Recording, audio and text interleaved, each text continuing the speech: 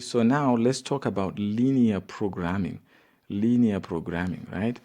So what is linear programming really? So you get data, right? Some information or data that you're given, right? Let me call it data, right? You convert that data into inequalities to represent that data, right? You then show on a graph the region represented by those inequalities, like what we did in the last lesson. We drew the different inequalities, and the empty space between those inequalities was the region represented by those inequalities. And then we can actually study that region and get more information out of it. So this is what linear programming is all about. It's that process of taking data, forming inequalities, graphically representing the inequalities, and then extracting information from that graph that we have there. So let's see how this works out with some example here. All right, here's an example. Tino gets $8 from his parents to spend at school. He wants to buy lollipops and chewing gum with his money. Each lollipop costs 20 cents. Each pack of chewing gum costs 40 cents. He wants to buy at least 4 lollipops and at least 6 packs of chewing gum. So this is the data that we were talking about. So we're at this stage, right?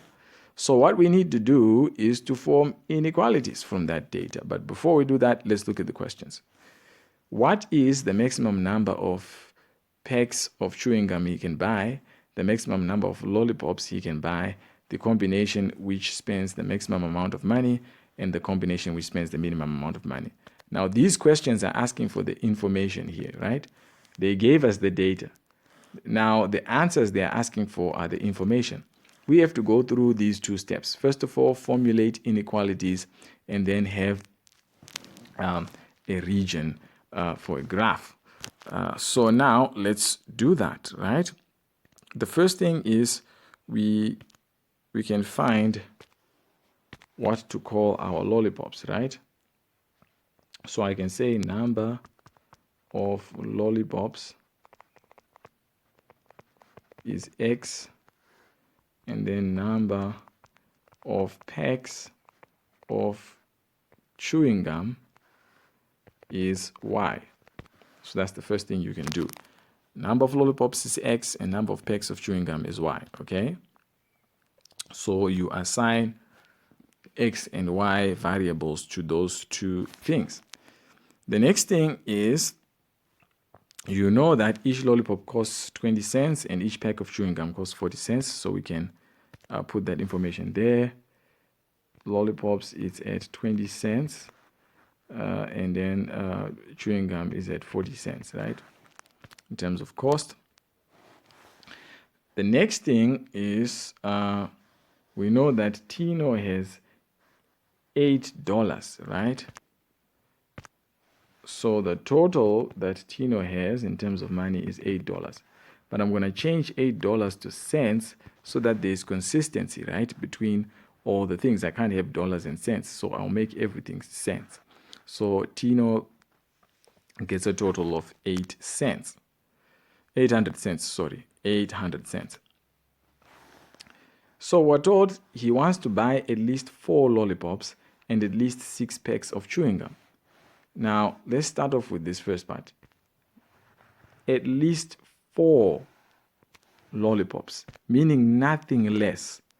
Meaning the number of lollipops must be greater than or equal to 4.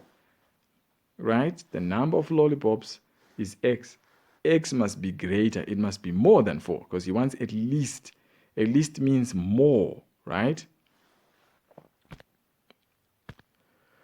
And then he wants at least 6 packs of chewing gum, right?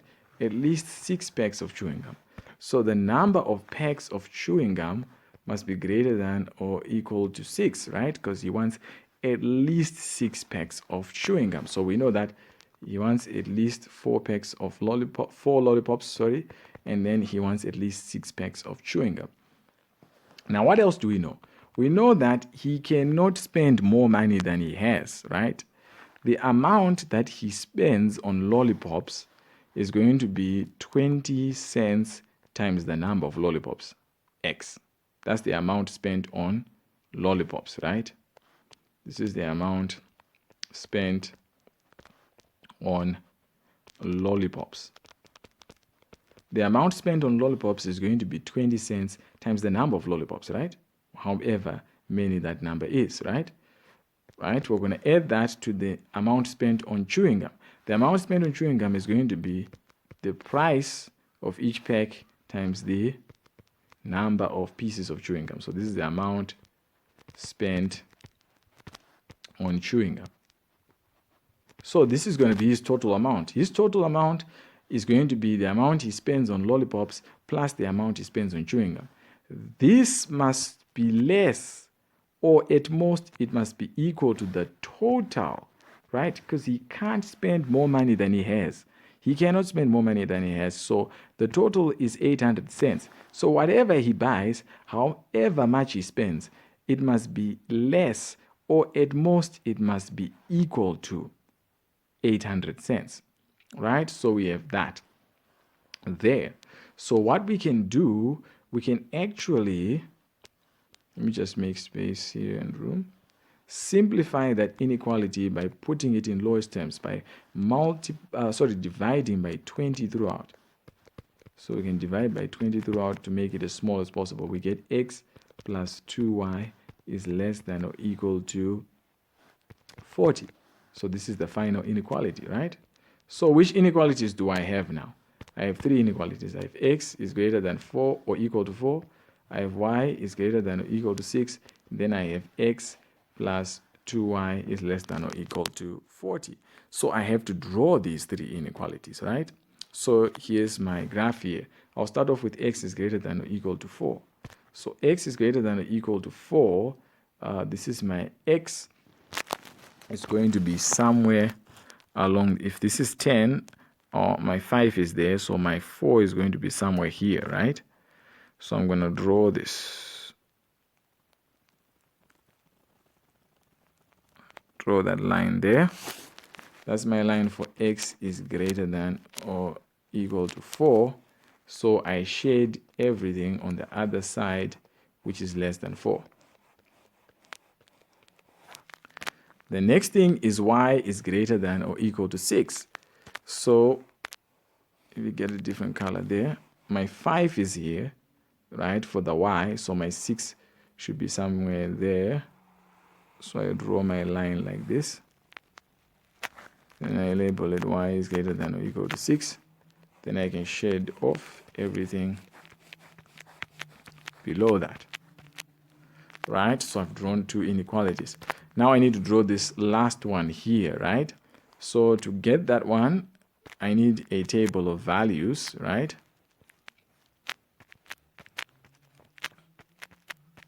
So I can use 0 when x is 0, and I can use when x is 20. So when x is 0, if you work this out, you find that your y is going to be 20, and then when x is 20, your y is going to be equal to 10. So 0, 20, and 20, 10.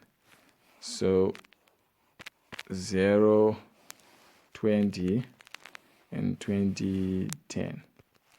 So I'm going to draw a line like that.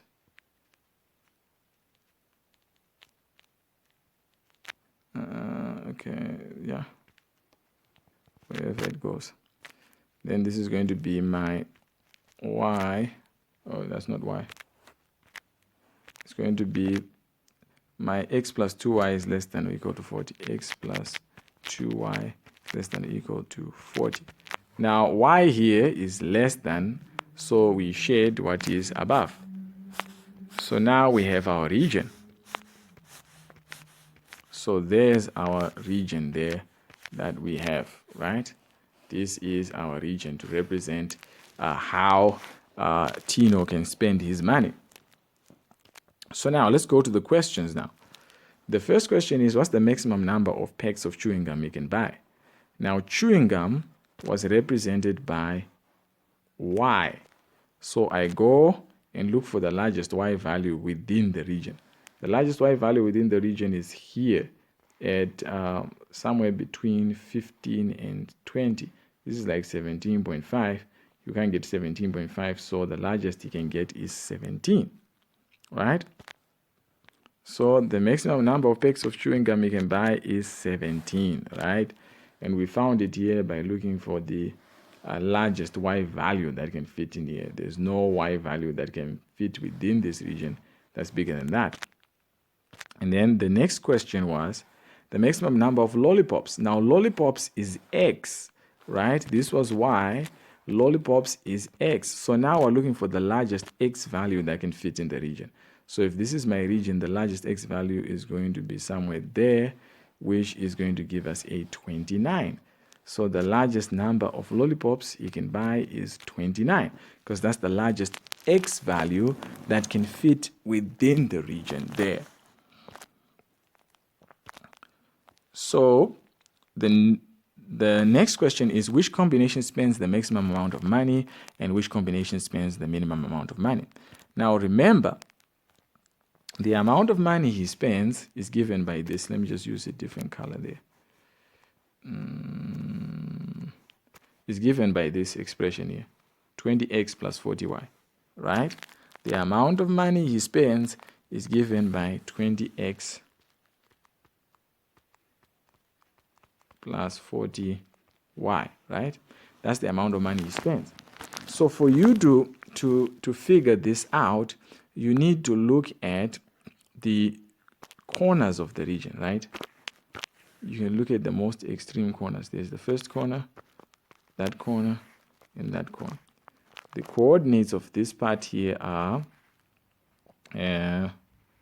this corner here is going to be 4 and 17,5. And then this one here is going to be 4 and 6. And this one here is going to be 29 and 6. Okay, so because you can't buy, so I'm going to bring these points up to the next page. 4, 6.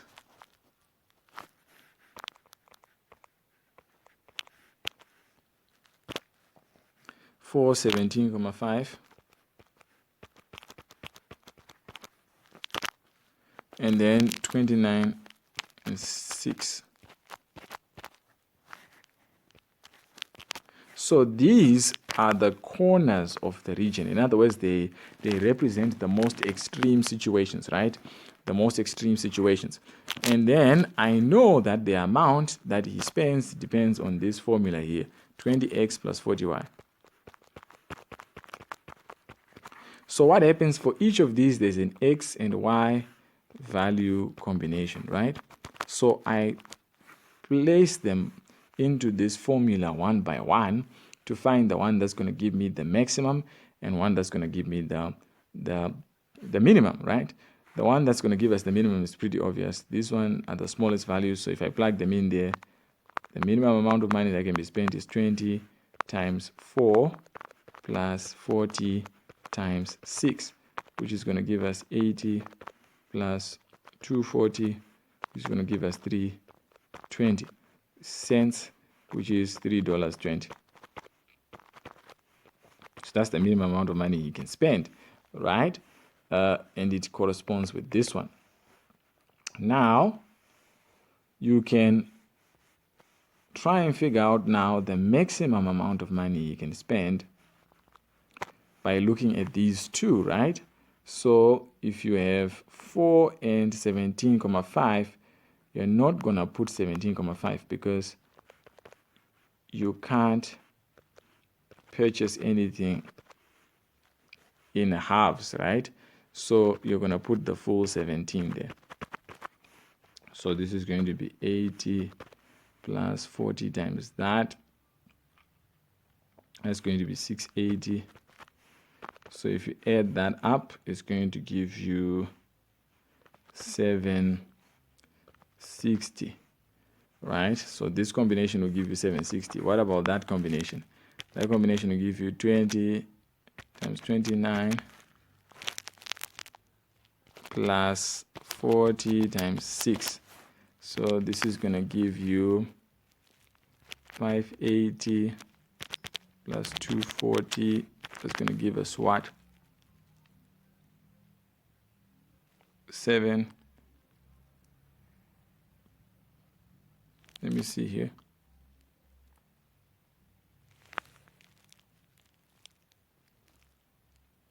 That's 20. Okay, our line was a bit off.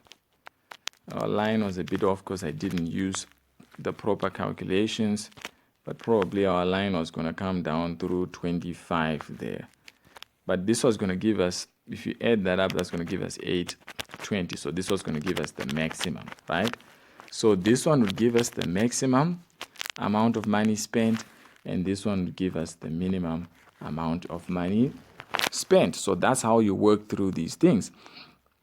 It takes practice, but I will do a past exam question just to make sure that you understand more. So run through this again. This one was a freehand sketch with no measurements. That's why my numbers ended up a bit off. As you can see, this is now more than the $8, right? It's now 820. So it was a bit off because I didn't use the actual measurements. But if I use the actual measurements, it will give me more accurate figures. But the process, the procedure is what matters. Follow that procedure.